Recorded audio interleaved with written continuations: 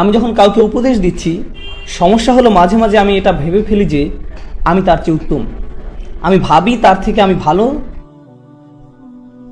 তাই তার আমার উপদেশের দরকার। আর এটা বেশ বড় সমস্যা, বিশেষ করে আপনি যখন উপদেশ দিতে অভ্যস্ত হয়ে পড়েন। আপনি যে ভেবে বসেন আপনি অন্যদের চেয়ে অনেক ভালো। শুনুন, আমার কাছে এই মাইক আছে, 18টা ক্যামেরাম্যান আমার দিকে ক্যামেরা তাক করে রেখেছে, কিন্তু এইসবের কোনো মূল্য আমার কাছে নেই। আমি কোনো অংশে আপনাদের চেয়ে উত্তম নই, আর আপনিও আমার চেয়ে উত্তম নন। শুধু আল্লাহই বলতে পারেন কে কার চেয়ে উত্তম, শুধুমাত্র আল্লাহ জানেন। এসব কোনো মর্যাদার মানদণ্ড নয়, তা হতে পারে না। আল্লাহ কি বলছেন? ইন্না রাব্বাকা হুয়া আ'লাম বিমান দাল্লা আন সাবিলিহি ওয়া হুয়া আ'লামু বিল মুহতাদিন। আপনার রব, তিনিই একমাত্র জানেন কে পথ হারিয়েছে, কে পথ ভ্রষ্ট হয়েছে সঠিক পথ থেকে। আল্লাহ ভালো জানেন আমি বিপথে আছি না আপনি। আমি তো এটাও জানি না আমি নিজে সঠিক পথে আছি কিনা, এতটুকু জ্ঞান আমার নেই। আপনাকে পথ নির্দেশনা দেওয়ার আগে আমার বুঝতে হবে আল্লাহ একমাত্র জানেন আমার মর্যাদা কতটুকু। আল্লাহ একমাত্র জানেন আমার মর্যাদা কতটুকু, আমার আসল অবস্থান কোথায়। তো আমাকে আল্লাহর সামনে নত থাকতে হবে অন্য কাউকে উপদেশ দেওয়ার আগে। আমি কখনো বলি না সুবহানাল্লাহ, এই লোকগুলো পুরোপুরি বিভ্রান্তির মধ্যে আছে, আমার এদেরকে সাহায্য করতে হবে। এটা ভাববার আগে একটু থামুন, আমি তো নিজের অবস্থান কোথায় তাও জানি না। আর দ্বিতীয়ত, যখন কাউকে উপদেশ দিচ্ছেন অথচ তারা আপনার কথা শুনছে না, তারা সেভাবে পরিবর্তিত হচ্ছে না যেভাবে আপনি চাইছেন, তাদের কোনো রূপান্তর দেখা যাচ্ছে না, এর মানে কিন্তু এই না যে তারা পথভ্রষ্ট। হয়তো কোনো বীজ বেড়ে উঠছে কিন্তু আপনি তা দেখতে পাচ্ছেন না। তবে আল্লাহ জানেন ভিতরে কি হচ্ছে, আমরা শুধু জানি বাহিরে কি হচ্ছে। আর বাহিরেরটা দেখি আমরা অধৈর্য হয়ে পড়ি, আর ভিতরে কি হচ্ছে সে ব্যাপারে কোনো খেয়াল করি না। আর আপনাদের প্রতি এটা আমার শেষ মন্তব্য, এই কথা দিয়ে আজ শেষ করতে চাই, কারণ এটা এই উম্মতের সবচেয়ে গুরুত্বপূর্ণ সমস্যাগুলোর একটি। আজকের এই উম্মতের সবচেয়ে বড় সমস্যা হলো জ্ঞানের অভাব। এই অভাবের উপস্থিতি বোঝা যায় যখন আমরা বাহ্যিক দিক দেখে ব্যতিব্যস্ত হয়ে পড়ি, অথচ অন্তর্গত বিষয়গুলো নিয়ে ভাবি না। এমনকি ইসলামিক কর্মকাণ্ডেও না। একটা ছেলে খুব ভালো কারণ সে সম্পূর্ণ কোরআন মুখস্থ করে ফেলেছে, কিন্তু এটা তো বাহ্যিক বিষয়। একজন ভালো মানুষ সেই যার অনেক ইলম আছে, এটাও তো বাহ্যিক বিষয়, অন্তর্গত বিষয় নয়। আপনার অনেক ইলম থাকা সত্ত্বেও আপনি একজন জঘন্য মানুষ হতে পারেন, এটা সম্ভব, তাই না? আপনি হতে পারেন একজন হাফিজ, কিন্তু আল্লাহ আর রাসূলের ব্যাপারে আপনি এক বিন্দু পরোয়া করেন না। সম্ভব এটা? অবশ্যই। কেউ হাফিজ হলেই যে সে ভালো মানুষে পরিণত হয় এমনটা নয়। হিফজ খুবই গুরুত্বপূর্ণ, আমার সন্তানরাও হিফজ চর্চা করে, কিন্তু হিফজ এই সমীকরণের খুবই ক্ষুদ্র একটা অংশ। আমাদের আগে অন্তরের সমস্যা দূর করতে হবে, এটাই সবচেয়ে গুরুত্বপূর্ণ বিষয়। অন্য সবকিছুর চাইতেও এর গুরুত্ব বেশি। কিছু মানুষ বলে যতক্ষণ না তোমার অনেক ইলম অর্জন হবে তুমি আল্লাহর কাছে কিছুই না। আমি তাদের বলি আমি জানি না আপনি কোন কোরআন পড়েছেন, কারণ এটা সেই কোরআনের শিক্ষা নয় যেটা আমি পড়েছি, এটা সেই কোরআনের বাণী নয়।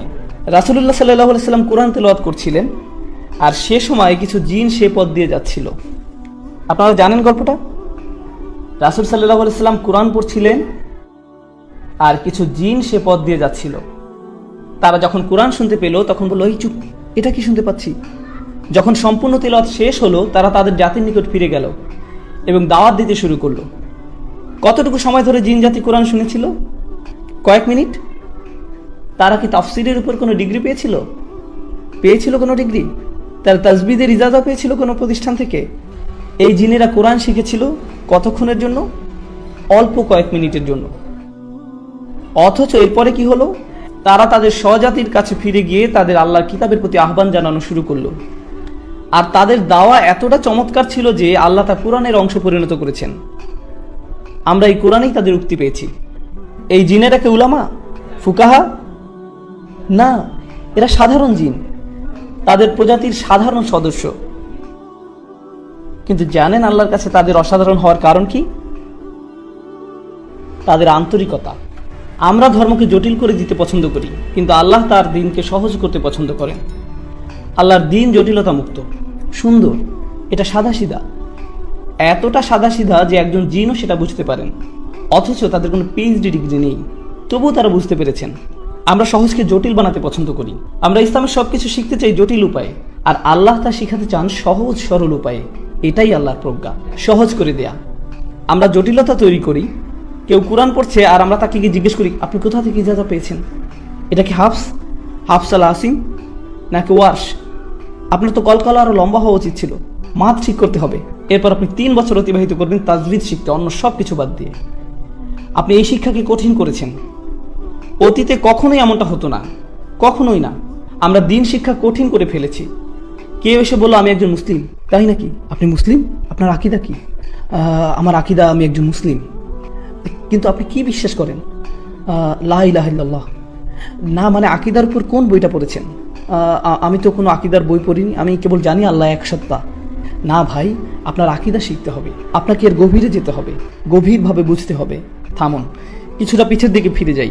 ইব্রাহিম আলাইহিসসালাম, কোরআনে তার ব্যাপারে কি বলছে শুনুন। তা কি কঠিন নাকি সহজ? সহজ। অথচ আমরা কি পছন্দ করি? সবচেয়ে সহজ জিনিসটাকে কঠিন করে দেয়া। আমরা এটা করতে খুবই ভালোবাসি। আমি বলছি না যে আকীদা পড়বেন না। যারা তালাবুল ইলম, যারা মুতামাইয়িজ হবেন, যারা এসব ক্ষেত্রে শিক্ষার্থী হবেন, অবশ্যই আপনারা এসব পড়বেন। কিন্তু সাধারণ মানুষদের ছেড়ে দিন, তাদের জন্য এসব সহজ করে দিন। কারণ ইব্রাহিম আলাইহিসসালাম দিনকে সহজ রেখেছিলেন, সালিহ আলাইহিসসালাম সহজ রেখেছিলেন, ঈসা আলাইহিসসালাম সহজ রেখেছিলেন আল্লাহর প্রেরিত মানবতার শ্রেষ্ঠ শিক্ষক, সবচাইতে সেরা শিক্ষক আমাদের নবীগণ।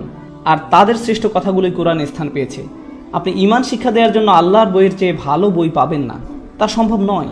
অথচ আল্লাহ ইসলামকে সহজ রেখেছেন আর আমরা কঠিন করে ফেলেছি। আল্লাহে আমরা তা করি। আমরা মানুষের প্রতি নির্দয়, অথচ আল্লাহ ক্ষমাশীল। একদম শেষে আমি যে ধারণা শেয়ার করতে চাই তা হলো আমাদের কোনো ভারসাম্য নেই। আমরা যেভাবে ইসলামকে মানুষের সামনে তুলে ধরি, এতে করে মুসলিমদের জন্য ইসলাম পালন করা কষ্টকর হয়ে দাঁড়িয়েছে। অনেক মুসলিমের ধারণা তারা সব কাজে আল্লাহর অবাধ্যতা করছে আর আল্লাহ শুধু তাদের শাস্তি দিবেন। আল্লাহ সব সময় তাদের উপর রেগে আছেন। অথচ আল্লাহ নিজেই বলছেন, মা ইয়াফআলুল্লাহু বিআযাবিকুম। আল্লাহ তোমাদের শাস্তি দিয়ে কি করবেন? আল্লাহ আপনাদের শাস্তি দিতে চান না। আমাদের আবার এই দিনের রহমতের কথা প্রচার করতে হবে, এই কিতাবের রহমতের বাণী প্রচার করতে হবে, এই বৃষ্টির বর্ষণ হতে হবে। আবার বৃষ্টি আল্লাহর রহমতেরই এক নিদর্শন, তাই না? তাই কোরআন আল্লাহর প্রেরিত রহমত। শেষ বক্তব্য, কোরআন কিভাবে আমাদের জন্য রহমত সে ব্যাপারে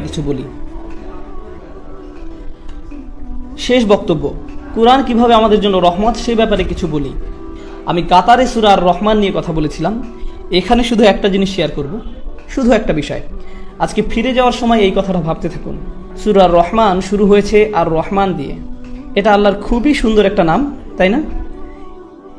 এটা আল্লাহর সেই নাম যাতে ভালোবাসা আছে, যাতে স্নেহ আছে। আল্লাহর সেই নাম যা রাহম শব্দটার সঙ্গে সম্পর্কিত। কত সুন্দর নাম আল্লাহর। বোস্টনে এক মেয়ে এসে আমাকে বলল, আমি ইসলাম ধর্ম ছেড়ে দিয়েছি। আমি জিজ্ঞেস করলাম, কেন ছেড়ে দিয়েছেন? মেয়েটা বলল, সূরা আর রহমানের জন্য। আমি বললাম, কেন? সূরা রহমান আপনার কি ক্ষতি করেছে? সে বলল, সূরা রহমানে আল্লাহ শুরু করেছেন আর রহমান দিয়ে। তিনি বলছেন তিনি ভালোবাসেন, প্রতিপালন করেন, ক্ষমা করেন। অথচ সূরার মাঝখানে তিনি দোজখ নিয়ে কথা বলতে শুরু করলেন। কিভাবে মানুষ সেখানে পুড়তে থাকবে, কিভাবে মানুষকে টর্চার করা হবে, কিভাবে আল্লাহ যিনি কিনা ভালোবাসাপূর্ণ রহমতদাতা, তিনি কিভাবে মানুষকে টর্চার করেন, তিনি কিভাবে এটা করতে পারেন। আর আমার তার সাথে দীর্ঘ কথোপকথন হয়েছে এই নিয়ে। আমি শুধু একটা কথা বলতে চাই, সূরা রহমানে জাহান্নামের যে বর্ণনা দেয়া হয়েছে তা সম্পূর্ণ কোরআনের সবচেয়ে ভয়ঙ্কর বর্ণনাগুলোর একটি। এই বর্ণনা রেটেড, এতে থাকা গ্রাফিক শব্দের কারণে এবং অত্যাধিক ভয়ঙ্কর বিষয়বস্তুর জন্য। আপনি শুনতে পাবেন এখানে জীবন্ত মানুষকে গরম পানিতে ফুটানো হচ্ছে। যখন তাদের ফুটানো হচ্ছে, তারা অন্য পাশে থাকা আগুনের দিকে তাকিয়ে বলবে, বোধহয় আগুনে পোড়া এর থেকে ভালো। তারা ফুটানো পানি থেকে পালিয়ে আগুনের কাছে যাবে। আগুন তাদের পুড়িয়ে ফেলে তারা ফুটন্ত পানির দিকে তাকিয়ে বলবে, না, আমি ফুটন্ত পানিতে যাব। ও আল্লাহ, কি ভয়ঙ্কর! এই বর্ণনা শুনে আপনি কি ভয় পেয়েছেন? ভীত হয়েছেন একটু? কারণ আমি শুনে যথেষ্ট ভীত হয়েছি। আর যেই মাত্র আপনি ভয় পেলেন, আল্লাহ কি বলছেন? ওয়ালিমান খাফা মাকামা রাব্বিহি জান্নাতান। যে তার রবের সামনে দাঁড়াতে ভয় করলো, তাকে 2টি জান্নাত দেয়া হবে। আপনাকে ভয় দেখানোর মূল উদ্দেশ্য ছিল নিশ্চিতভাবে আপনাকে জান্নাত প্রদান করা। এটাই ছিল মূল উদ্দেশ্য। তিনি আপনাকে ভয় দেখালেন আর তারপর বললেন, ভয় পেয়েছো? আচ্ছা, তোমার জন্য 2টি জান্নাত। সুবহানাল্লাহ। যখন তিনি আপনাকে ভয় দেখান, এর বদলে ভালো কিছু উপহার দিলেন। আল্লাহ হলেন এমন। কিন্তু আমরা এমন না। আমরা শুধু মানুষকে ভয় দেখাতে ভালোবাসি, মানুষকে নেতিবাচক কথা বলতে পছন্দ করি। এই সময়টা এই উম্মতের জন্য এক বিষণ্ণ সময়। এই উম্মতের এখন প্রয়োজন ইতিবাচক বার্তা। আর এর জন্য আল্লাহর কিতাবের চেয়ে ভালো বার্তা নেই। যা শুরু হয়েছে আলহামদুলিল্লাহ বলে। এই শব্দ আলহামদুলিল্লাহ এর মানে হলো আমরা আল্লাহর প্রতি কৃতজ্ঞ। আমরা আল্লাহর সমাদর করি সব কিছুর জন্য। সময় যতই খারাপ থাকুক না কেন আমরা ইতিবাচক থাকবো, কারণ প্রত্যেক নামাজ আমরা শুরু করি আলহামদুলিল্লাহ বলে, যার মানে হলো আমাদের অবশ্যই ইতিবাচক হতে হবে। আমরা বিষণ্ণ হলে চলবে না, নেতিবাচক হলে চলবে না, রাগান্বিত হলে চলবে না, জাজমেন্টাল হলে চলবে না। আমাদের কৃতজ্ঞ এবং ইতিবাচক হতে হবে। এটাই আল্লাহর কিতাবের বার্তা। আমাদের এই জ্ঞানকে মনে ধারণ করতে হবে। আমি দোয়া করি আল্লাহ আজ্জা ওয়া জাল্লা আমাদের উপকৃত হওয়ার এবং অন্যদের উপকার করার ক্ষমতা দিন, তার কিতাবের প্রজ্ঞা হতে। আর আমি দোয়া করি যেন আল্লাহ সকলকে এই যোগ্যতা দিক, যাতে আমরা অন্যদের জন্য দৃষ্টান্ত হতে পারি এই কিতাবের বাণী তুলে ধরার ক্ষেত্রে, নবী সাল্লাল্লাহু আলাইহি সাল্লামের রেখে যাওয়া সুন্নাত প্রতিষ্ঠার ক্ষেত্রে। সবশেষে আমি একটা অ্যানাউন্সমেন্ট করতে চাই, এটা বলেই এই সন্ধ্যার আলোচনা শেষ করব ইনশাআল্লাহ। অ্যানাউন্সমেন্টটা হলো, আপনাদের মাঝে যারা আমার সাথে কোরআন শিখার ব্যাপারে আগ্রহী, আমি দুবাই সহজে আসতে পারবো না, আমি সহজে খালিজ আসতে পারবো না, আমি আমার বাচ্চাদের খুব মিস করি। আর আমার অনেকগুলো বাচ্চা, 6 জন, এটা অনেক। আমি জানি এখানে কেউ কেউ ভাবছেন হ্যাঁ আমার তো 12টা আছে, তবে আমার জন্য 6টা অনেক। আর আমেরিকাতে এটা বিশাল সংখ্যা। আমরা সবাই পার্কে গেলে মানুষ বলে সবগুলো আপনার বাচ্চা? হ্যাঁ সবগুলোই আমার। আপনার তো একে একটা গোষ্ঠী। আমি বলে হ্যাঁ আমার ভাই। তো আমি আমার সন্তানদের খুব মিস করি, তাই বাসায় থাকতে চাই, আমি বাসায় থেকেই কাজ করতে চাই। তবে এর মানে এই না যে আমি আপনাদের কোনো উপকারে আসবো না। আপনি যদি আমার কোনো কাজ থেকে উপকার পেয়ে থাকেন, তা সম্ভব হয়েছে কারণ বেশিরভাগ জিনিসই যা আপনি আমাকে করতে দেখেছেন তা এখানে হয়নি। আমি কাজটা করেছি টেক্সাসে বসে, আর সেখান থেকে আপনাদের দ্বারে পৌঁছাতে চেষ্টা করেছি। আমি এটাই করতে চেয়েছি। আমি 2টি কোর্সের কথা বলবো, বিশেষ করে এখানে থাকা তরুণদের জন্য আমি 2টা কোর্সের সুপারিশ করব। আপনি যদি আমার কাছে এই 2টি কোর্স স্টাডি করেন, তাহলে এটা আপনার কোরআন বোঝার ক্ষেত্রে একটা সুন্দর সূচনা তৈরি করে দিবে। শুধু এই 2টি কোর্স। প্রথম কোর্সটা হলো ডিভাইন স্পিচ। এটা ইউটিউবে নেই, ইউটিউবে 1-2টা ভিডিও থাকতে পারে এ সম্বন্ধে, তবে সম্পূর্ণ কোর্সের নাম ডিভাইন স্পিচ। দ্বিতীয় কোর্স হলো কোরআন ফর ইয়াং অ্যাডাল্টস। প্রথম কোর্স কি ছিল? Divine speech. দ্বিতীয় course Quran for young adults. আমি এই 2টি কোর্স করার পরামর্শ দিচ্ছি, বিশেষ করে এখানে অল্প বয়স্ক যারা আছে তাদেরকে। যেসব পরিবারে যাদের বাচ্চা 10-12 বছর বয়সের, তারা এই 2টি কোর্সই শুরু করতে পারবে। পরিবারের সকলে মিলে কোর্সটা করুন, একটা মজবুত ভিত তৈরি করে দিবে কোরআন শিক্ষায় প্রবেশের আগে ইনশাআল্লাহ। কারণ আপনার একটা ছোটখাটো সূচনা দরকার গভীরে যাওয়ার আগে। এটাই হলো ডিভাইন স্পিচ আর কোরআন ফর ইয়াং অ্যাডাল্টস এর উদ্দেশ্য। আমি একটু বলে দিই ডিভাইন স্পিচে কি নিয়ে কথা বলা হয়। মানুষ জিজ্ঞেস করে আল্লাহ কোরআনে নিজেকে আমরা বলে সম্বোধন করেন কেন? জিজ্ঞেস করে কোরআনের সূরাগুলো ভিন্ন ভিন্ন অর্ডারে সাজানো কেন? জিজ্ঞেস করে কোরআনের বিষয়বস্তু ঘন ঘন পরিবর্তিত হয়ে যায় কেন? সবাই যখন এসব প্রশ্ন করে, আমি সকল প্রশ্নকে একত্রিত করে সবগুলোর উত্তর দেওয়ার চেষ্টা করেছি, যাতে আপনার আরো ভালো ধারণা সৃষ্টি হয় যখন আপনি কোরআন পড়ছেন, এই বইয়ের বিশেষত্ব নিয়ে, এবং যাতে সঠিকভাবে মূল্যায়ন করতে পারেন। এই 2টি কোর্স অনলাইনে পাবেন। আপনি যদি বাইয়ানার বানান না জেনে থাকেন, তবে ইস্তেগফার করুন, 2 রাকাত নামাজ পড়ুন, এরপর উট কুরবানি দিন। ঠিক আছে? বাইয়ানা.tv-তে যাবেন, তাহলে ইনশাআল্লাহ এই 2টি কোর্সে অংশ। তাদের অনুসরণ করো যারা তোমাদের কাছে কোনো বিনিময় প্রত্যাশা করে না। এটাই সরল অনুবাদ। অনুসরণ করো যে তোমাদের কাছে কোনো বিনিময় চায় না। ওয়াহুম মুহতাদুন। আর তারা সরল পথে অঙ্গীকারবদ্ধ। মুসলিমরা কোরআনের যে ধারণাগুলোকে ভুল বুঝেছে, এটি তারই। কোরআন বলেছে যে তারা কোনো বিনিময় প্রত্যাশা করেনি। ভাই, আপনার প্রোগ্রামের জন্য কেন ফি নির্ধারণ করেছেন?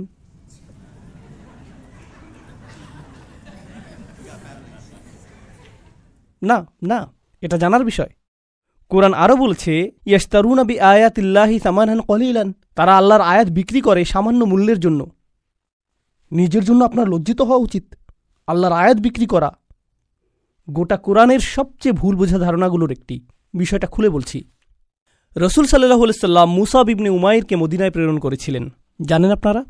মুসাব ইবনে উমাইর ছিলেন অত্যন্ত প্রতিভাবান তরুণ, যাকে মদিনায় প্রেরণ করা হয়েছিল কোরআন শিক্ষা দেওয়ার জন্য। তিনি ছিলেন অত্যন্ত ধনী পরিবারের সন্তান, কিন্তু তার পরিবার তাকে ত্যায্য করেছিল। এরপর তার পরিধানের বস্ত্রও ছিল না। বদরের যুদ্ধে তিনি শহীদ হলেন। কাফনের কাপড় দিয়ে যখন তার পা আবৃত করা হলো, মাথা উন্মুক্ত হয়ে গেল।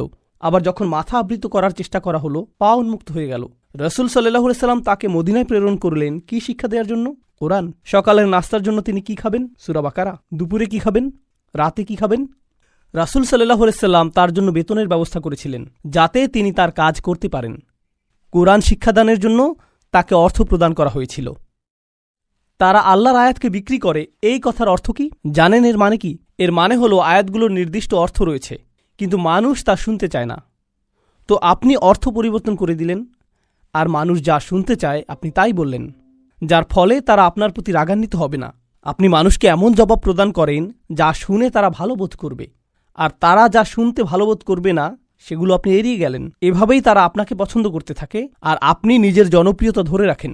এটাই সামান্য মূল্যে আয়াত বিক্রি করা। সামান্য মূল্য বলতে এখানে মানুষের সন্তুষ্টিকে বোঝানো হচ্ছে, বুঝতে পারছেন? এখানে আয়াতটি হলো তার অনুসরণ করো যে তোমাদের কাছে কোনো বিনিময় চায় না। এমন কাউকে অনুসরণ করো যে তোমার কাছে কোনো বিনিময় চায় না। আসুন এটা বুঝি।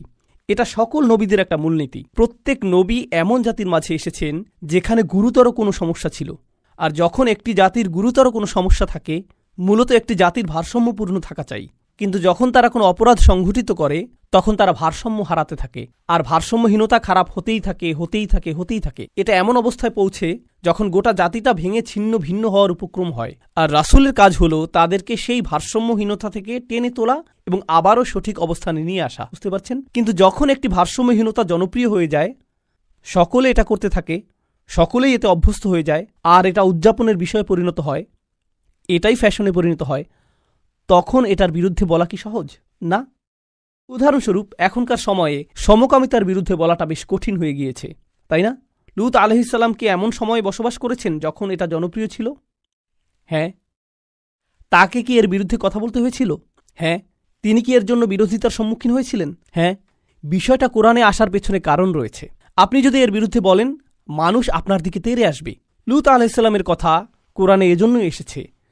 যখন আপনি এমন বিষয় নিয়ে কথা বলেন যাতে গোটা সমাজ আচ্ছন্ন থাকে, তারা এই বিষয়টির প্রশংসা করে, আর আপনি এর বিরুদ্ধে কথা বলেন, তখন তারা আপনার দিকে তেড়ে আসবে। এখন যদি আপনি অর্থ উপার্জন অব্যাহত রাখতে চান, অথবা যদি আপনি সেই সমাজে বসবাস অব্যাহত রাখতে চান, আপনি যদি নিরাপদ অবস্থানে থাকতে চান, তখন আপনি কোন বিষয়গুলো এড়িয়ে যাবেন? সেই বিষয়গুলো যা নিয়ে তারা আচ্ছন্ন। আপনি অন্য কোনো বিষয় নিয়ে কথা বলবেন। লূত আলাইহিসসালাম শুধু পিতামাতার প্রতি সৎ ব্যবহার নিয়ে কথা বলতে পারতেন। তিনি শুধু কথা বলতে পারতেন প্রতিবেশীর সাথে উত্তম আচরণ নিয়ে। তিনি শুধু নামাজ নিয়ে কথা বলতে পারতেন। যৌন পাপের বিষয়গুলো তিনি এড়িয়ে যেতে পারতেন, কারণ এগুলো ছিল অতি বিতর্কিত, তাই না? তিনি যদি এটা করতেন তাহলে কি তিনি ঝামেলায় পড়তেন? না, কোনো ঝামেলা হতো না। আর প্রসঙ্গক্রমে তিনি কিন্তু এখনও ভালো কাজ নিয়েই কথা বলছেন। পিতামাতার প্রতি সদাচরণ একটি ভালো কাজ, নামাজ পড়া একটি ভালো কাজ, দানশীলতা একটি ভালো কাজ। তো কেন তাকে এমন বিষয়বস্তু বেছে নিতে হলো যা তাকে ঝামেলায় ফেলবে? আসলে এটাই একজন রাসূলের কাজ। তারা এসেছেন এই বিষয়গুলো নিয়ে কথা বলার জন্য যা নিয়ে অন্য কেউ বলার সাহস করবে না। আর আল্লাহর পক্ষ থেকে তারা রায় দিবেন, ওয়াল কুরআনিল হাকিম। তারা আল্লাহর পক্ষ থেকে রায় দিবেন, আর এটা বারবার দিবেন। সেই সমাজের মূল্যবোধকে আক্রমণ করবেন, আর বারবার আক্রমণ করবেন। কিন্তু এক্ষেত্রে তারা পরোয়া করেননি, কারণ এই পাপ কাজগুলোর বিরুদ্ধে কথা বলতেই হবে। আর নিশ্চিতভাবেই যখন কেউ এটা করেন, কোনো বিনিময়েই তারা আগ্রহী থাকেন না, কারণ বিনিময় থেকে বঞ্চিত হওয়ার জন্য এই কাজগুলোই যথেষ্ট। মাল্লা ইয়াসআলুকুম আজরন, তাদেরকে অনুসরণ করো যাদের কোনো স্বার্থ নেই, কারণ এটা জনপ্রিয় হওয়ার পথ না, এটা ধ্বংসপ্রাপ্ত হওয়ার পথ। ওয়াহুম মুহতাদুন, তারা তাদের ব্যক্তিগত জীবনে সুপথ প্রাপ্ত, সৎ পথের প্রতি অঙ্গীকারবদ্ধ। এখন বিষয়টি বুঝুন, সৎ পথের প্রতি অঙ্গীকারবদ্ধ। রাসূলগণ ছিলেন বক্তা, কিন্তু বক্তা আর কারা আছেন? আপনারা কি সমাজের অন্য বক্তাদের কথা বলতে পারেন? স্কলাররা? ইসলামী পরিবেশের বাইরের কথা বলছি। রাজনীতিবিদরা হলেন বক্তা, তাই না? ঠিক আছে। তো রাসূলগণ আপনাকে রীতিনীতি নিয়ে বলেন, সমাজ পরিবর্তন নিয়ে বলেন, তাই না? রাজনীতিবিদরাও কি কখনো কখনো সমাজ পরিবর্তন নিয়ে কথা বলেন? অবশ্যই। কিন্তু যখন রাজনীতিবিদরা সমাজ পরিবর্তনের কথা বলে, আমরা দেশের উন্নতি করতে চাই, আমরা জাতির উন্নতি করতে চাই, আমরা এটাকে শক্তিশালী করতে চাই, ইত্যাদি ইত্যাদি ইত্যাদি, তারপর আপনি যখন তাদের ব্যক্তিগত জীবন পর্যবেক্ষণ করেন, আপনি কি পান? আপনি পান দুর্নীতি। তো তাদের কথাগুলো অনেক উঁচু মানের, কিন্তু তাদের চরিত্র অনেক নিচু। আর প্রসঙ্গক্রমে আপনি দেখেন যে তারা উঁচু মানের জিনিসগুলো নিয়ে কথা বলে এজন্য যে তারা ক্ষমতা চায়, তারা মন্ত্রী হতে চায়, তারা বিনিময় চায়, তারা কোনো কিছুর প্রতি লালায়িত। যখন নবীরা কথা বলেন, তারা কি চান? তারা শুধু চান ন্যায় বিচার, তারা শুধু চান সত্য, আপনার কাছ থেকে কোনো বিনিময় চান না। আর উপরন্তু আপনি যদি নবীদের ব্যক্তিগত জীবনের দিকে লক্ষ্য করেন, তারা সর্বদাই সঠিক পথের প্রতি অঙ্গীকারবদ্ধ ছিলেন। ওয়াহুম মুহতাদুন। তো বাণীটি নিখুঁত এবং বাণীবাহকও নির্ভেজাল। এই ধারণাটি কি আগেও শেখানো হয়েছিল? হ্যাঁ। ইন্নাকা লামিনাল মুরসালিন আলা সিরাতিম মুস্তাকিম। আরেকবার পুনরালোচনা। কোরআন এরকমটাই করে, আয়াতগুলো পরস্পর সম্পর্কযুক্ত। এখন পরের আয়াতে অমালি, অর্থাৎ আমার কি সমস্যা হয়েছে, সেই মানুষটি এখনও কথা বলছেন, সেই রজুল, সেই আদর্শ ব্যক্তি। আল্লাহর ইচ্ছায় যার নাম আমরা কোনো একদিন জান্নাতে জানতে পারব। তিনি বলেছেন, আমার কি সমস্যা হয়েছে? লা আবুদুল্লাযী ফাতারানি, আমি কি সেই সত্তার উপাসনা করব না যিনি অস্তিত্বহীন অবস্থা থেকে আমাকে গড়েছেন? ওয়া ইলাইহি তুরজাউন, আর তোমাদের সকলকে তারই কাছে ফিরিয়ে নেওয়া হবে। এখন মালি, In Arabic we say وما لي لا أفعل التي شأنها أن يوردها المتكلم في رد على من أنكر عليه فعلا. ইবনে আশুর এটা উল্লেখ করেছেন যে যখন কেউ বলে আমার কি সমস্যা হয়েছে যে আমি এটা অথবা সেটা অথবা অন্য কিছু করব, এর অর্থ হলো কেউ তাকে বলেছে যে এই তোমার কি সমস্যা হয়েছে, তুমি কেন ধর্ম ত্যাগ করেছো, আর সে তার দিকে ফিরে এর জবাব দিচ্ছে। তো প্রকৃতপক্ষে উক্তিটি যদিও লিপিবদ্ধ হয়নি, কিন্তু তার বক্তব্যের ধরন দেখে আমরা বুঝতে পারছি এই তোমার কি সমস্যা হয়েছে, কেন তুমি এই মিথ্যা ধর্মের পক্ষে কথা বলছো। আর তিনি তার দিকে ফিরে বলছেন, আমার এমন কি হয়েছে যে আমি তার উপাসনা করব না যিনি আমাকে সৃষ্টি করেছেন, আর তোমাদের সকলকেও তার কাছে ফিরিয়ে নেওয়া হবে। এটা উপলব্ধি করো যে তোমাদেরকেও ফিরিয়ে নেওয়া হবে। বাক্যটি শুরু হয়েছে আমার কি সমস্যা হয়েছে এটা দিয়ে, শুরু হয়েছে তাকে দিয়ে, আর বাক্যটি শেষ হয়েছে তোমাদের সকলকে তার কাছে ফিরিয়ে নেওয়া হবে। তো তিনি কাকে দিয়ে শুরু করেছেন? নিজেকে দিয়ে। আপনি যদি মানুষের সাথে একাত্ম হয়ে গিয়ে এই বাণী তাদের কাছে প্রচার করতে চান, আপনাকে নিজের সম্পর্কে অনেক কিছু স্বীকার করতে হবে। মানুষকে আপনার এটা বলার সক্ষমতা থাকতে হবে যে তোমরা সমস্যার সম্মুখীন হবে। আমি যদি কাউকে পরামর্শ দিই ভ্রমণ সম্পর্কে, আপনি এই এয়ারলাইন্সে না গিয়ে অমুক এয়ারলাইন্সে যান। আমি যদি এমনটা বলে শুরু করি যে ভাই আমি এই এয়ারলাইন্সে গিয়েছিলাম, তারা এত বেশি দেরি করেছিল, তারা আমার লাগেজ হারিয়ে ফেলেছিল, অমুক এয়ারলাইন্সে যান, এটা কি পরামর্শটিকে বেশি আবেদনময় করে তুলছে? কারণ আপনি নিজের কথা প্রথমে বলেছেন, আর যেহেতু আপনি কোনো একটি অভিজ্ঞতার শিকার হয়েছেন, এখন আপনি ঐকান্তিকভাবে তার কল্যাণের জন্য তার কাছে আসছেন। কিন্তু যদি আপনি তার কাছে গিয়ে বলেন হে তুমি এই এয়ারলাইন্সে যাচ্ছ, তুমি একটা স্টুপিড, এটা কি এমন ব্যবহার যার ফলে মানুষ রাজি হবে? না, বরং এটা অপমানজনক। তিনি নিজের সম্পর্কে বলছেন, কারণ তিনি চান না যে তারা তাকে ঘৃণা করুক। তিনি ঘৃণার উদ্রেককারী কোনো কথা বলতে চান না, তিনি একপাশে কোনো কথা বলতে চান না, তিনি শুধু তার নিজের সম্পর্কে কথা বলতে চান। দেখো আমার দিক থেকে এটা হবে বড় ধরনের অপরাধ, দেখো আমার দিক থেকে এটা হবে বড় ধরনের অপরাধ যদি আমি তাকে উপেক্ষা করি যিনি আমাকে সৃষ্টি করেছেন। তোমরা সকলেও তার কাছে ফিরে যাচ্ছ। এটা কথা বলার খুবই ভালোবাসাপূর্ণ উপায়, যেটা তিনি ইতিমধ্যে শুরু করেছেন ইয়া কওমি বলার মাধ্যমে। এজন্যই তিনি তার জাতির প্রতি ভালোবাসার টানে ছুটে এসেছিলেন। তো তিনি বললেন ওমা লিয়া লা আবুদুল্লাযী ফাতারানি ওয়া ইলাইহি তুরজাউন আত্তাখিযু মিন দুনিহি আলিহা, আমার কি তাকে ছাড়া অন্য কাউকে উপাস্য মানা উচিত? ইউরিদনির রহমানু বিদুররিন, যদি আর রহমান বা অবিশ্বাস্য রকম দয়ালু সত্তা সিদ্ধান্ত নেন যে কোনো ক্ষতি নেমে আসবে, লা তুগনি আন্নি শাফাআতুহুম শাইআ, অন্য সকল মিথ্যা উপাস্য মিলে আমাকে মুক্ত করতে সক্ষম হবে না। তাদের সকলের মিনতি, তাদের সকলের মধ্যস্থতা, তাদের এই অনুরোধ যে হে আল্লাহ তাকে ছেড়ে দিন, সে আমার উপাসনা করত, এগুলোর কোনোটাই কাজে আসবে না। লা ইউনকিযুন, তারা আমাকে রক্ষা করতে পারবে না। যদি আল্লাহ আমার প্রতি অসন্তুষ্ট হন, এই সব প্রতিমা আমাকে পরিত্রাণ দিতে পারবে না, এই সব পৌরাণিক উপাস্যগুলো আমাকে রক্ষা করতে পারবে না। কেন আমি অন্য কারো কাছে যাব? জানেন তিনি এখানে কি করছেন? তিনি তাদের ধর্মের সমালোচনা করেছেন, তাই না? কারণ তারা অন্য উপাস্যে বিশ্বাস করে। কিন্তু এভাবে না বলে যে তোমাদের কি সমস্যা, কেন তোমরা এই সকল উপাস্যে বিশ্বাস করছো, তারা তোমাদের রক্ষা করতে পারবে না। এর পরিবর্তে তিনি বললেন কিভাবে আমি এই সকল উপাস্যে বিশ্বাস করতে পারি? তারা আমাকে সাহায্য করতে পারবে না। কাকে? আমাকে। আমি শুধু আমার নিজেকে নিয়ে চিন্তিত। আত্তাখিযু মিন দুনিহি আলিহা ইন ইউরিদনির রহমান, যদি আর রহমান আমার উপর কোনো ক্ষতি নামানোর সিদ্ধান্ত নেন। প্রথমত তিনি আমি সর্বনামটি ব্যবহার করেছেন, কারণ এখন তিনি তাদের মূর্তিগুলো নিয়ে কথা বলবেন। আপনি অন্য মানুষের ধর্ম নিয়ে কথা বলতে পারেন যতক্ষণ এটা আপনার সাথে প্রাসঙ্গিক হয়। কেন এটা আপনার কাছে যুক্তিসঙ্গত মনে হয় না? তাদের সম্পর্কে না, বরং আপনার সম্পর্কে। এই জিনিসটা আমার কাছে যুক্তিসঙ্গত মনে হয় না, এই জিনিসটা আমার সাথে যায় না, এটা আমি আমার নিজের জন্য সঙ্গতিপূর্ণ মনে করি না। কেন আপনি এভাবে কথা বলবেন? কারণ আপনি এটাকে আত্ম অহংকারের প্রতিযোগিতায় পরিণত করতে চান না। এখানে দ্বিতীয় বিষয়টি হল আর রহমান, যদি আর রহমান অকল্যাণ দেওয়ার সিদ্ধান্ত নেন, তারা আমাকে রক্ষা করতে পারবে না। দাঁড়ান, আর রহমান শব্দটির অর্থ কি? যিনি অকল্যাণ দেন। এর অর্থ কি? আর রহমান অর্থ যিনি দয়ালু, যিনি যত্ন করেন, যিনি ভালোবাসা প্রদর্শন করেন। তো কেন তিনি বলছেন যে আর রহমান যদি কোনো অকল্যাণ করতে চান? আর রহমান শব্দটি এবং ক্ষতি শব্দটি একে অপরের সাথে যায় না, তাই না? তারা একসাথে যায় না। জানেন তিনি তাদেরকে কি বলেছেন? তোমরা আর রহমানকে নিয়ে এর আগে উপহাস করেছ। তোমরা বলেছ মা আনজালার রহমান মিন শাই, আর রহমান কোনো কিছু প্রেরণ করেননি। তারা ইতিমধ্যেই এই নামটি ব্যবহার করেছে। তার নাম অবিশ্বাস্য রকম ক্ষমাশীল এবং অত্যাধিক ক্ষমাশীল, কিন্তু এর অর্থ এই নয় যে তার অকল্যাণ সাধন করার ক্ষমতা নেই। আপনি তার নাম থেকে সুযোগ নিতে পারবেন না। আর ভাবতে পারবেন না যে কোনো কিছুই হবে না। আরে ভাই, আল্লাহ মহান, কোনো সমস্যা হবে না। কিছু মানুষ আল্লাহর সাথে আপোষ মীমাংসা করতে চায়। আমি আল্লাহর জন্য এত কিছু করি, আমি যদি সামান্য কয়েকটি বিষয় কখনোই না করি, এতে কোনোই সমস্যা নেই। আল্লাহর এটা বোঝা উচিত। আসলেই তার বোঝা উচিত। এমনভাবে কথা বলছেন যে তিনি এটা বুঝেন না।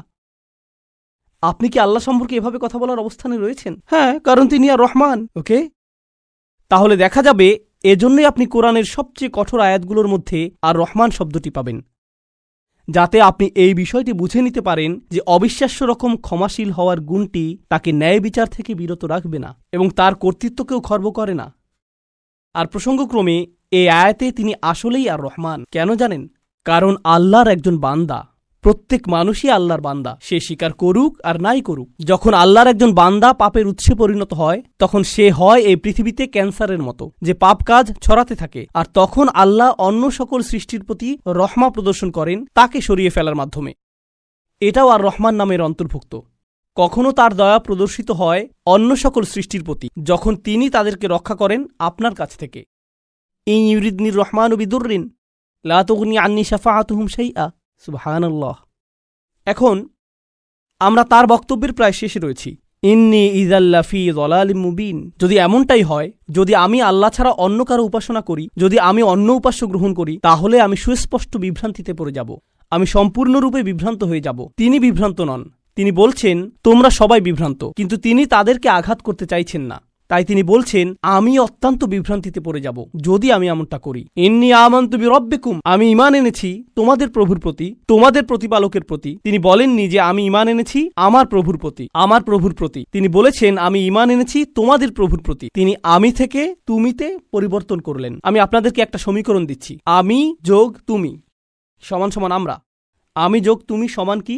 আমরা। তো তিনি শুরু করেছেন আমি দিয়ে, তিনি যাচ্ছেন তুমিতে, কারণ তিনি এর দ্বারা কি বোঝাচ্ছেন? আমরা পৃথক নই। আমি চাই আমরা সবাই যেন সুখী হই। আমি চাই আমরা সবাই যেন আল্লাহর কাছে পরিত্রাণ পাই। এটা আমি বনাম তোমরা নয়, এটা আমি এবং তোমরা। দাওয়াতি কাজ মানে প্রতিপক্ষ নয়, এর অর্থ বিতর্ক নয়, এর অর্থ যুক্তিতর্ক নয়। আমরা এটাকে এগুলোতে পরিণত করেছি। আমি একটি দাওয়াতি প্রোগ্রাম করতে চাই যেখানে আমি খ্রিস্টানদের সাথে বিতর্ক করব। আপনার কোথাও ভুল হচ্ছে। এটা এভাবে কাজ করে না। এর জন্য একটা নির্ধারিত অবস্থান রয়েছে, তবে এটাকে দাওয়াতি কাজ বলে না, এটাকে বলে জিদাল। এর জন্য কোরআনের ভিন্ন শব্দ রয়েছে, আর সেটা হলো সর্বশেষ পন্থা। আমরা শুরুতেই এটা করব না, কখনোই করব না। তো এখন তিনি বলছেন ইন্নী আমানতু বিরব্বিকুম।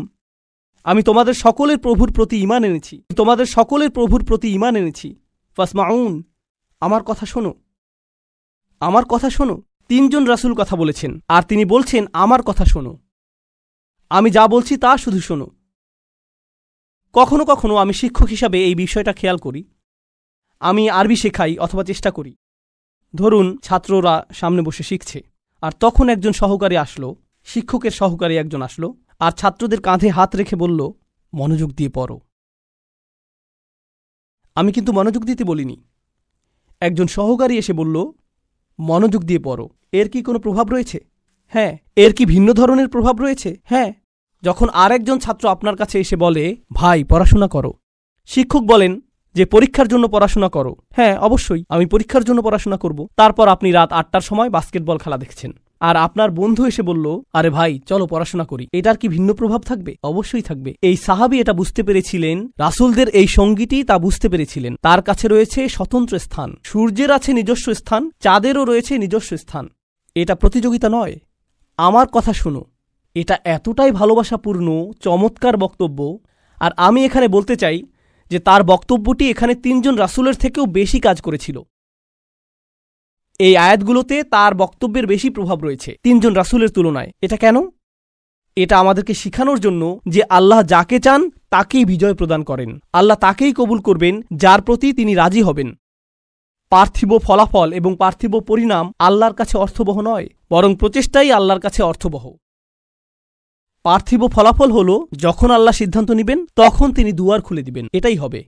পরের আয়াতটি বলছে কিলাদ খুলিল জান্নাহ। বক্তব্যের অংশটি প্রায় শেষ। কিলাদ খুলিল জান্নাহ, জান্নাতে প্রবেশ করো। দাঁড়ান, তিনি তো তার লোকদের সাথে কথা বলছিলেন, এখন বলা হচ্ছে জান্নাতে প্রবেশ করো। কি ঘটল? তাকে হত্যা করা হয়েছিল। তিনি এত ভালোবাসাপূর্ণ উদ্বেগপূর্ণ বক্তব্য দিলেন, শহরের প্রান্ত থেকে তার লোকদের কাছে ছুটে আসলেন, তাদেরকে বোঝানোর চেষ্টা করলেন। তারা রাসূলদেরকে স্পর্শ করতে পারল না, কারণ রাসূলগণ আল্লাহ প্রদত্ত নিরাপত্তায় ছিলেন। কিন্তু সেই একমাত্র ঈমানদার হত্যার শিকার হলেন। এই ঘটনাটিতে ঈমানদারদের জন্য শিক্ষা রয়েছে, তাই না? এখন সামান্য কয়েকজন ঈমানদার যারা রাসূল সাল্লাল্লাহু আলাইহি সাল্লামের উপর ঈমান এনেছিলেন, তাদেরকে মানসিকভাবে প্রস্তুত করা হলো, এর জন্য তোমরাও হত্যার শিকার হতে পারো। ইয়াসির, সুমাইয়া, বিলালও মৃতপ্রায় হয়ে গিয়েছিলেন রাদিয়াল্লাহু আনহুম। আপনি হত্যার শিকার হতে পারেন শুধু এটা বলার কারণে, শুধু আল্লাহ সম্পর্কে কথা বলার কারণে। তো তিনি জান্নাতে প্রবেশ করলেন এজন্য না যে তাকে স্থানান্তরিত করা হয়েছিল, বরং তাকে হত্যা করা হয়েছিল।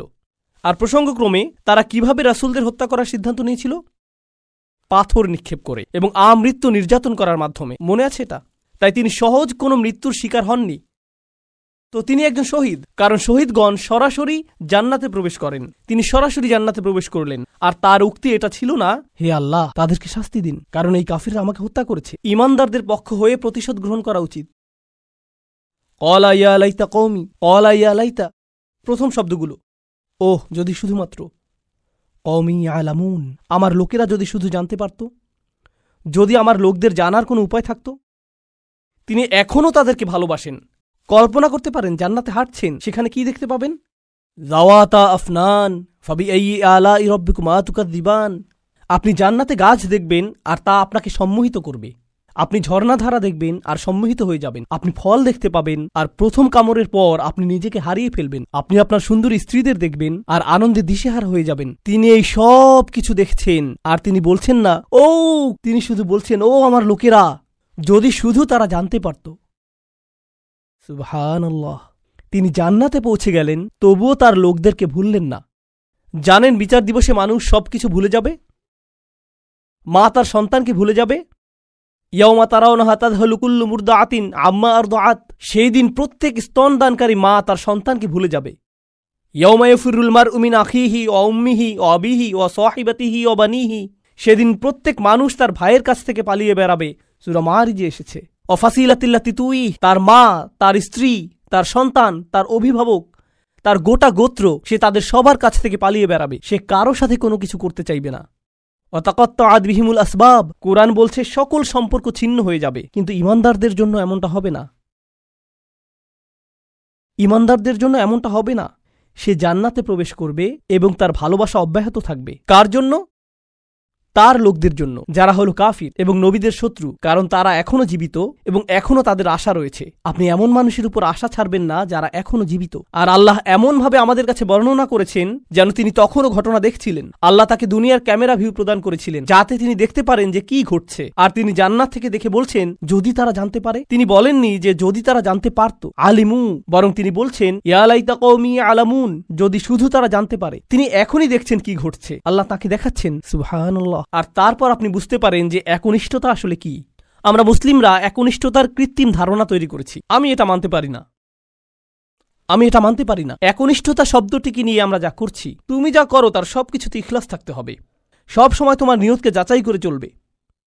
এখনই যাচাই করুন। কারণ যদি একনিষ্ঠতা না থাকে তাহলে তোমার কোনো কাজেরই মূল্য থাকবে না। আর তোমার একনিষ্ঠতা থাকতে হবে শুধু এবং শুধুমাত্র আল্লাহর জন্য। আমি এর সাথে দ্বিমত পোষণ করব। আমি জানি এখনই আমাকে হত্যা করতে আসবেন না। রাসূল সাল্লাল্লাহু আলাইহি সাল্লাম একজন মানুষের কথা বলছেন যে অনেক পাপ করেছে, অনেক পাপ। সে নামাজ পড়ে না, কিছুই করে না। একদিন সে হাঁটতে হাঁটতে একটি তৃষ্ণার্ত কুকুর দেখতে পেল। তৃষ্ণায় কুকুরটির জিহ্বা বের হয়ে আছে। আর লোকটি সিদ্ধান্ত নিল যে নিজে পান করার আগে সেই কুকুরটিকে পান করাবে। শীঘ্রই লোকটি মারা গেল আর আল্লাহ তাকে জান্নাত দান করলেন। হ্যাঁ, আসুন ঘটনাটা খেয়াল করি। এই লোকটি, সে কি বিশ্বাসী? আমরা জানি না। সে কি নামাজ পড়ে? না। যখন সে কুকুরটিকে পান করাচ্ছিল, সে কি বলেছিল যে দাঁড়াও, আগে নিয়তের ইখলাস এনে নেই, আমি শুধু এটা করছি আপনার জন্য, ইয়া আল্লাহ, কুকুরের এই বের হয়ে থাকা জিহ্বা আমার কাছে মূল্যহীন, আমি শুধু আপনার সন্তুষ্টি কামনা করি, আর তারপর আমি কুকুরটিকে পানি খাওয়াই। তিনি এমনটা করেছিলেন? তিনি শুধুই কুকুরটির জন্য খারাপ বোধ করেছিলেন এবং কুকুরটিকে পানি পান করিয়েছিলেন, তাই না? তো কুকুরটির জন্য তার উদ্বেগের ব্যাপারে তিনি একনিষ্ঠ ছিলেন।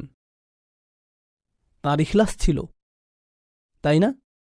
এখানে এই ইমানদারটি তার লোকদেরকে ভালোবাসেন, কিন্তু তিনি কি বলেছেন যে এটা যদি আল্লাহর জন্য না হতো তাহলে আমি আমার লোকদের ঘৃণা করতাম। তিনি এজন্য তাদেরকে ভালোবাসেন কারণ তারা তারই লোক, আর এটাই তার লোকদের জন্য একনিষ্ঠতা। ইবাদতের ক্ষেত্রে আল্লাহর প্রতি আপনার একনিষ্ঠতা থাকতে হবে, আপনার পিতামাতার প্রতি আপনার একনিষ্ঠতা থাকতে হবে, শুধু আল্লাহর জন্য না বরং এজন্য যে তারা আপনার পিতামাতা।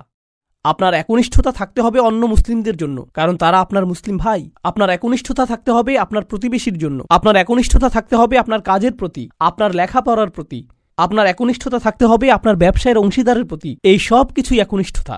আপনি কৃত্রিমভাবে এটা বানাতে পারবেন না। না, আমি তোমার বন্ধু হতে পারবো না, কারণ এটা আল্লাহর সন্তুষ্টির জন্য না। আমরা শুধু একসাথে বাস্কেটবল খেলবো আর এটা আখিরাতে আমার কোনো কাজে আসবে না। আমি জানি না কে এই অদ্ভুত কথা আপনাকে শিখিয়েছে। যখন আপনি আপনার নিয়ত যাচাই করছেন বাস্কেটবল খেলায় বল ছোড়ার আগে, কারণ এতে কোনো ইখলাস নেই, এটা এইভাবে কাজ করে না। আমাদের নিয়তের পরিচ্ছন্নতা থাকতে হবে, এটা নিশ্চিত। আমাদের নিয়তকে পুনরায় যাচাই করতে হবে, এটা নিশ্চিত। একনিষ্ঠতার গণ্ডি আল্লাহর প্রতি একনিষ্ঠতার চেয়েও অনেক বেশি। এই একনিষ্ঠতা তার সকল সৃষ্টির প্রতিও প্রযোজ্য। মানুষের প্রতি আপনার নিয়ত পরিচ্ছন্ন থাকতে হবে, কৃত্রিমভাবে নয়। তো এই ছিল তার নিজের লোকদের প্রতি ভালোবাসা, এমনকি জান্নাতে যাওয়ার পরও। এখানে আল্লাহ আসলে বর্ণনা করছেন যে মানুষের প্রতি ভালোবাসা হলো জান্নাতি মানুষের গুণ। আমি আবারও বলছি, নিজের লোকদের প্রতি ভালোবাসা হলো জান্নাতি মানুষের গুণ। তো যখন আপনি এমন মুসলিম দেখেন যারা সব সময় মানুষের প্রতি রাগান্বিত, তারা সব সময় অন্য মুসলিমদের প্রতি রাগান্বিত, তারা নিজেদের পরিবারের প্রতি রাগান্বিত, তারা সবচেয়ে বেশি রাগান্বিত অমুসলিমদের প্রতি, তারা রাগান্বিত, এটা জান্নাতি মানুষের গুণ না। ইয়া লাইতা কওমি ইয়ালামুন। এখন তিনি এই বক্তব্যটি দিলেন তার লোকদের প্রতি। আমরা এমনকি তার নামও জানি না, আর তার কথাগুলো কিয়ামত পর্যন্ত পাঠ করা হবে। এখন আপনার এবং আমার কথোপকথনগুলোর কথা ভাবুন। আমরা কথা বলি আইফোন নিয়ে, আমরা কথা বলি গাড়ি নিয়ে, আমরা কথা বলি খেলাধুলা নিয়ে। এই কথাগুলো কোথায় যাবে? এই কথাগুলো কি চিরদিন থেকে যাবে? না। এগুলো কি পৃথিবীতে কোনো কল্যাণ নিয়ে আসবে? না।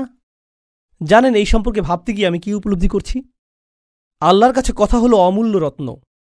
লোকটি কোনো নবী নন, তবুও তার কথা কোরআনে সংরক্ষিত হয়ে আছে। আল্লাহ কি অন্য জিনিসে সংরক্ষিত রাখেন? অকুল্লা শাইইন আহসাইনাহু ফি ইমামিম মুবিন। আল্লাহ বলছেন যে আমি সবকিছুই সংরক্ষণ করে রাখি। তিনি সবকিছুই সংরক্ষণ করে রাখেন। তো কোন জিনিসটি আপনি সংরক্ষণ করে রাখতে চান? ভালো কিছু, কোনো একনিষ্ঠ পরামর্শ? আপনাকে কি ব্যাপক জ্ঞানের অধিকারী হতে হবে ভালো কিছু বলার আগে? এই মানুষটির কি ভালো কথা বলার আগে অনেক ডিগ্রির প্রয়োজন হয়েছিল? বিষয়টি জটিল নয়, শুধু ভালো মানুষ হন। লক্ষ্য করুন কেমন চমৎকারভাবে কোরআন সন্নিবেশিত। যখন তিনি জান্নাতে গেলেন আর তিনি বললেন যদি আমার লোকেরা জানতে পারে, পরের আয়াতে তিনি বলছেন বিমা গফর আলী রব্বি ওয়া জাআলানি মিনাল মুকরামিন, সেই ক্ষমা যা আমার প্রভু আমাকে প্রদান করেছেন আর আমাকে তাদের অন্তর্ভুক্ত করেছেন যাদেরকে সম্মানিত করা হয়েছে। তিনি জান্নাতের দুটি জিনিসের কথা বলছেন, ক্ষমা এবং সম্মান। সূরার শুরুতে এসেছে ফাবাশশিরহু বিমাগফিরাতিন ওয়া আজরিন কারীম। সূরার শুরুতে আল্লাহ বলছেন কোন এক স্থানের সেই একাকী ঈমানদারদেরকে অভিনন্দন প্রদান করো যে সে পাবে ক্ষমা এবং সম্মানসূচক প্রতিদান। মনে আছে সেটা? ক্ষমা এবং সম্মানসূচক প্রতিদান। এখন সূরার মাঝখানে এই মানুষটি জান্নাতে পৌঁছে গেলেন এবং বললেন ইয়া আল্লাহ, আপনি আমাকে ক্ষমা প্রদান করেছেন এবং সম্মানিতদের অন্তর্ভুক্ত করেছেন। পুনরালোচনা, নিখুঁত পুনরালোচনা, এটাকে বলা হয় কুরআনের ইহকাম ওয়াল কুরআনিল হাকিম। এই আয়াতগুলো নিয়ে শেষে একটি বিষয় আমি আসলেই ভালোবাসি, তা হলো যখন তিনি তার লোকদের সাথে কথা বলছিলেন তিনি বললেন ইন্নী আমানতু বিরব্বিকুম, আমি ঈমান এনেছি তোমাদের প্রভুর প্রতি, আমি ঈমান এনেছি তোমাদের প্রভুর প্রতি। কিন্তু যখন তিনি জান্নাতে প্রবেশ করলেন তিনি বললেন বিমা গফর লি রব্বি, আমার প্রভু। একই মানুষের কথা। এখন তিনি বলছেন আমার প্রভু। যখন তিনি জান্নাত দেখলেন, যখন তিনি জান্নাতে প্রবেশ করলেন, যখন তিনি ক্ষমা লাভ করলেন, যখন তিনি আল্লাহ প্রদত্ত সম্মানের অধিকারী হলেন। প্রসঙ্গক্রমে কারো দ্বারা সম্মানিত হওয়ার অর্থ কি? কিভাবে আপনি কারো দ্বারা সম্মানিত হতে পারেন বলতে পারেন আমাকে? স্বীকৃতি পাওয়া। হ্যাঁ, কারো স্বীকৃতি পাওয়া। কেউ আপনাকে অভিবাদন জানালো, কেউ আপনার সাথে কর্মর্দন করতে আসলেন, এটা দ্বারা তিনি আপনাকে সম্মানিত করলেন, তাই না? আমি এখনই বলে দিচ্ছি, সামনের আয়াতগুলোতে এটা আসবে। সেখানে আল্লাহ বলছেন সালামুন কওলাম মির রব্বির রহিম, এই সূরাতেই। আরো পরে আল্লাহ বলছেন তিনি তোমাদেরকে বলবেন সালাম। তো শুরুতে তিনি বলছেন আমি তোমাদেরকে প্রদান করব সম্মানিত প্রতিদান, সম্মানিত প্রতিদান, সম্মানিত প্রতিদান। সেই সম্মানিত প্রতিদানটি কি? কতটা সম্মানিত এটা হতে পারে? আমি কি একটা মেডেল পাবো? কোনো সার্টিফিকেট দেয়া হবে পরীক্ষায় পাশ করার পর যেমনটা দেয়া হয়? কি সার্টিফিকেট আপনি পাবেন? আপনি পাবেন সালাম। আল্লাহর পক্ষ থেকে। এটাই আপনি পাবেন।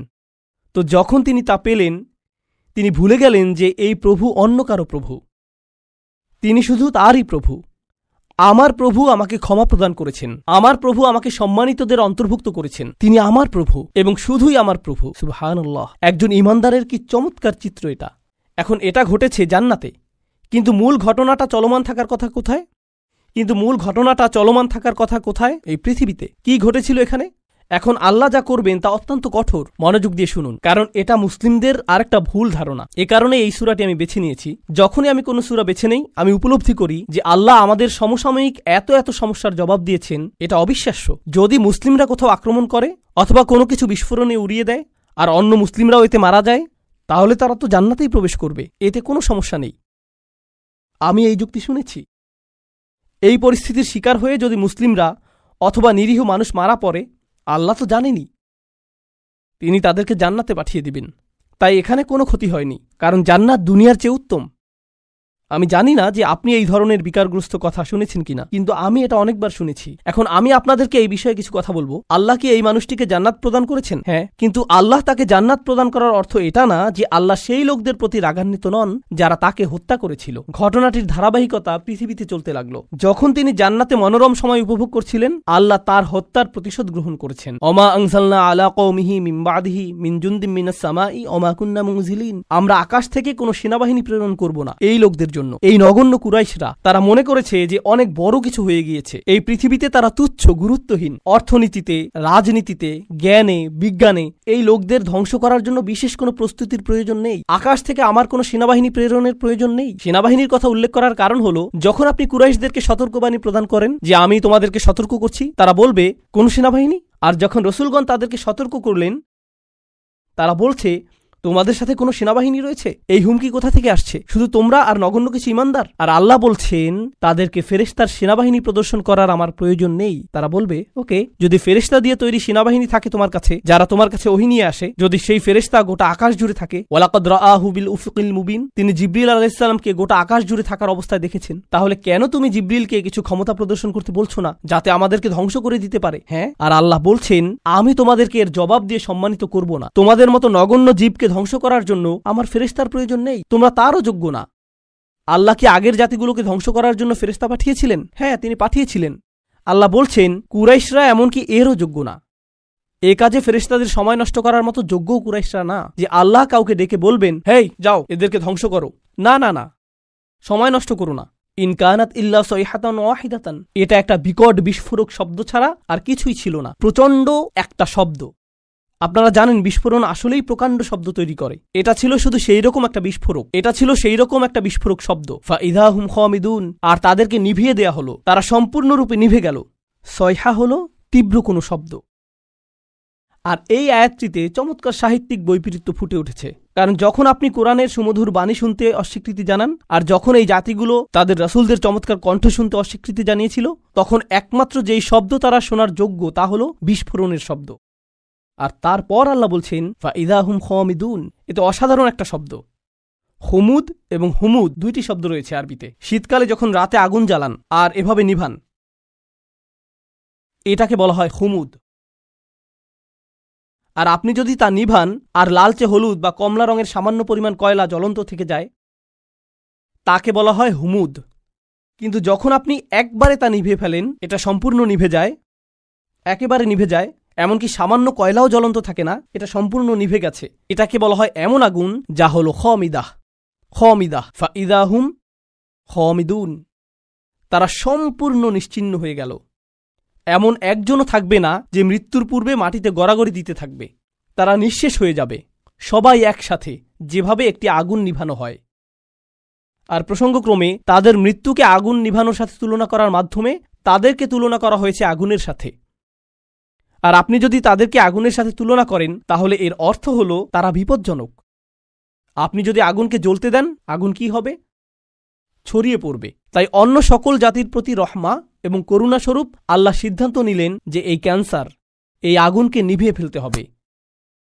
ফাইদা হুম খামিদুন, আর এটা ছিল একজন ইমানদারকে হত্যার পরিণাম।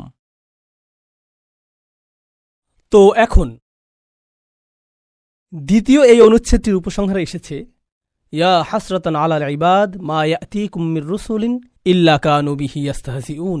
মানুষের জন্য বিষয়টা কতটা পরিতাপের, আল্লাহ নিজে এটাকে পরিতাপের বিষয় হিসেবে বিবেচনা করছেন। তিনি সেই জাতিকে নিশ্চিহ্ন করে দিয়ে বলেননি যে দেখেছো আমি কি করতে পারি, বরং তিনি বলছেন সেটা একটা পরিতাপের বিষয়। আরবিতে হাসরা বলতে বোঝায় It means هي شدة الندم والتألم والتحسر والحزن على ما مضى. এর দ্বারা আসলেই গভীর দুঃখ প্রকাশ বোঝায় অতীতে ঘটে যাওয়া সবকিছুর জন্য। আল্লাহ নিজে এটাকে পরিতাপের বিষয় বলেছেন। কেন তারা উপদেশ গ্রহণ করল না? আলাল ইবাদ, বান্দাদের জন্য কি সাংঘাতিক পরিতাপের বিষয়। তিনি তাদেরকে বান্দা বলছেন। কেন তিনি বান্দা বললেন? কেন তিনি বললেন না যে ইয়া হাসরাতান আলাল কুফার? কি পরিতাপের বিষয় কুফারদের জন্য, অবিশ্বাসীদের জন্য। তিনি তাদেরকে বান্দা বললেন। জানেন কেন? কারণ মানব সত্তার গভীরে প্রত্যেক মানুষের সম্ভাবনা রয়েছে আল্লাহর বান্দা হওয়ার। এটা কতটা পরিতাপের বিষয়। এটা তোমার ভিতরেই ছিল, এটা অতিরিক্ত কোনো বিষয় নয় যা তোমাকে বাইরে থেকে আনতে হবে। আমি ইতিমধ্যেই তা তোমার ফিতরাতের মধ্যে দিয়ে দিয়েছি। কেন তুমি এটাকে চালু করলে না? তুমি নিজেই অন বাটন চাপতে পারতে। মা ইয়াতিহিম মির রাসূলিন, এমন কোন রাসূল তাদের কাছে আসেনি। ইল্লা কানু বিহি ইস্তাহজিউন, তারা শুধুই যা করেছে তা হলো তাদেরকে উপহাস। যখনই একজন রাসূল এসেছেন তারা তাকে নিয়ে উপহাস করেছে। এখন এই আয়াতে আল্লাহ বলেননি যে তারা রাসূলদের হত্যা করেছে অথবা তারা রাসূলদের হুমকি দিয়েছে। তিনি বলেছেন যে তারা রাসূলদের নিয়ে উপহাস করেছে। কিন্তু এর আগে আপনারা শিখেছেন তারা বলেছিল যে তারা রাসূলদের হুমকি দিবে, তারা তাদেরকে অভিশাপ হিসেবে গণ্য করবে, মনে আছে সেটা? কিন্তু এখানে যখন পরিতাপের বিষয়টি আসলো, তিনি বলছেন যে এই আযাবের সম্ভাবনার সূচনা হয়েছে তাদেরকে উপহাস থেকে। যখন একটি জাতি রাসূলদের নিয়ে উপহাস করা শুরু করে তখন থেকে তাদের ধ্বংসের সময় গণনার জন্য ঘড়ির কাঁটা চালু হয়ে যায়। তাদের ধ্বংসের প্রথম ধাপ হলো মূলত কার্টুনে যেরকম ডিনামাইট বোমার ছবি আঁকা থাকে, যেখানে বুঝতে পার, যখন তারা রাসূলদের নিয়ে উপহাস করে এটা শুরু হয়ে যায়। এটাই এখানে বলা হয়েছে, রাসূলদের নিয়ে উপহাস করবেন না, কারণ এর অর্থ আপনি নিশ্চিহ্ন হওয়ার জন্য রাস্তা ধরেছেন। এখন যখন আল্লাহ বলছেন কত রাসূল এসেছে কিন্তু তারা ঈমান আনেনি, তারা শুধু উপহাস করেছে। আপনি সূরাটির শুরুতে শিখেছেন ওয়াসাওয়াউন আলাইহিম আনযারতাহুম আম লাম তুনদিরহুম লা ইউমিনুন।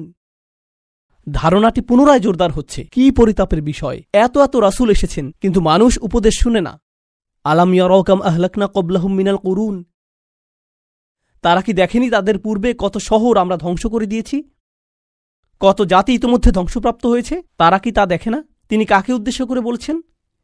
তিনি রাসূল সাল্লাল্লাহু আলাইহি সাল্লামের সময়ের লোকদের উদ্দেশ্য করে বলছেন এবং বলছেন যে কেন তারা ইতিহাস পর্যবেক্ষণ করে না, কেন তারা দেখে না যে যা রয়েছে তাদের পেছনে। তারা কি দেখেনি? না, তারা দেখেনি, কারণ তাদের পেছনে একটি দেয়াল রয়েছে। তিনি বলেছেন আন্নাহুম ইলাইহিম লা ইয়ারজিউন, তারা তাদের কাছে ফিরে আসবে না। কিছু তাফসীরকারক এই আয়াতটিকে চমৎকারভাবে বিশ্লেষণ করেছেন। চমৎকার একটা বিশ্লেষণ এটা। তারা বলে যে তারা তাদের কাছে ফিরে আসবে না, অর্থ হলো সেই জাতিগুলো যেগুলো ধ্বংস হয়েছে, যেহেতু তারা সম্পূর্ণ নিশ্চিহ্ন হয়ে গিয়েছে আর কেউ রক্ষা পায়নি, তাদের কারোরই সন্তান অথবা বংশ টিকে থাকেনি, তো তোমাদের কেউ বলতে পারবে না যে তোমরা ফেরাউনের বংশধর অথবা লুতের জাতির বংশধর অথবা সালেহ বা শুয়াইবের জাতির বংশধর, যেহেতু সেই জাতিগুলো সম্পূর্ণ নিশ্চিহ্ন হয়ে গিয়েছিল। তোমরা তাদের কারো কাছে ফিরে যাও না। আপনারা জানেন মানুষ বলে থাকে যে আমার রক্ত রাসূল সাল্লাল্লাহু আলাইহি সাল্লামের বংশে ফিরে যায়। এর অর্থ এই না যে তারা তাদের কাছে ফিরে আসবে না, বরং তোমরা তাদের কাছে ফিরে যাও না, কারণ তাদের ভবিষ্যৎ প্রজন্ম এবং বংশ সম্পূর্ণরূপে নিশ্চিহ্ন হয়ে গিয়েছিল। আন্নাহুম ইলাইহিম লা ইয়ারজিউন। তো তোমরা যখন মনে করো যে তোমাদের ভবিষ্যৎ রয়েছে, তোমরা এত আত্মবিশ্বাসী কেন যে আসলেই তোমাদের ভবিষ্যৎ রয়েছে? আর প্রসঙ্গক্রমে যেহেতু তাদের নামও সম্পূর্ণ মুছে গেছে, হয়তো সেজন্যই আল্লাহ শহরটির নাম উল্লেখ করেননি। এজন্য যদি তিনি তার নাম উল্লেখ করতেনও কেউ তা চিনতেও পারত না, কারণ এর কোনো অস্তিত্ব এখন নেই। একটা নির্ধারিত সময়ে আল্লাহ তাদেরকে ইতিহাস থেকে মুছে দিয়েছেন। তাদের প্রত্যেক অনুসারী, গোটা জাতিটি বিলুপ্ত হয়ে গিয়েছিল, তাই তাদের নাম উল্লেখ করা অপ্রয়োজনীয়। এখন আল্লাহ বলছেন তারা বিলুপ্ত হয়ে গিয়েছে, যার অর্থ ইতিহাসে তারা বিস্মৃত হয়ে গিয়েছে। তারপর তিনি কুরাইশদের সম্পর্কে বলেছেন যে তোমরা নগণ্য একটা জাত, কিন্তু পরের আয়াতে তিনি এই সব কিছুকে একসাথে সংযুক্ত করেছেন। সম্পূর্ণ এই অনুচ্ছেদটি শেষে তিনি বলছেন ওয়া ইন কুল্লুল লাম্মা জামিউল লাদাইনা মুহদারুন, তারা তাদের কাছে ফিরে আসবে না। আর যখন তোমরা মারা যাবে নিজেদের সন্তানদের কাছেও তোমরা ফিরে আসবে না। তোমাদের প্রত্যেকেই, আমি বলে রাখছি যে তোমাদের সকলকে এবং অন্য সকল প্রজন্মের, অন্য সকল জাতির কাফেররা যারা তোমাদের মতো, তাদের সকলকে একত্রিত করা হবে। তবে তাদেরকে একত্রিত করা হবে আমারই সামনে হিসাব প্রদান করার জন্য। ওয়া ইন কুল্লুল লাম্মা জামিউল লাদাইনা মুহদারুন, এটা আসলে আগের আয়াতের সম্পূর্ণ বিপরীত। কিভাবে? শুধু এটুকু অনুধাবন করুন, এরপর আমরা বিরতি নেব। আগের আয়াতে আল্লাহ বলছেন যে তারা আর ফিরে আসবে না, একবার যখন চলে যাবে তারা চলেই যাবে। এই আয়াতে তিনি বলছেন আসলে তারা ফিরে আসবে না তোমাদের কাছে, কিন্তু তারা ফিরে আসবে আমার কাছে। আর যখন তারা আসবে, তারা এবং বিভিন্ন জাতি থেকে তোমাদের সকল দূরবর্তী আত্মীয়রা, কারণ তোমরা ফেরাউনের অনুসারীদের আত্মীয়, তোমরা লুতের জাতির লোকদেরও আত্মীয়, এবং প্রজন্ম থেকে আসা তোমরা সকল কাফেররা, আমি তোমাদের সকলকে একত্রিত করব, আর তারপর তোমাদের সকলকে আমার সামনে হাজির করা হবে। ওয়া ইন কুল্লুল লাম্মা জামিউল লাদাইনা মুহতারুন। এটাই সেই হুমকি যা এখন প্রদান করা হলো।